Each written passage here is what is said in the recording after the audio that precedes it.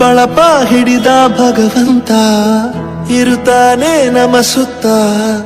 ಅವತಾರ ನಾನಾ ರೂಪವೋ ಎಲ್ಲ ಹಣೆ ಬರಹ ತಿದ್ದಿ ಬರೆಯಲು ಕತ್ತಲೆಯಿಂದ ಬಂತ ನಮ್ಮ ಕೈಯ ಹಿಡಿಯುತ್ತ ಕರೆದೊಯ್ದ ಬೆಳಕು ತೋರಲು ದಯವಾಗಿ ಗದರೋದು ನಮ್ಮ ಬೆಳೆಸಲು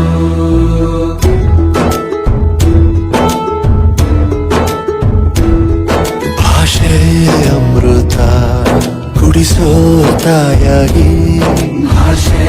ಅಮೃತ ಕುಡಿಸೋ ತಾಯಾಗಿ ಭವಿಷ್ಯ ಬರೆವಂತ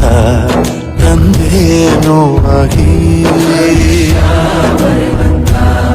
ತಂದೇನು ಆಗಿ ಚಂದದ ಜೀವನ ನೀಡಿರೋ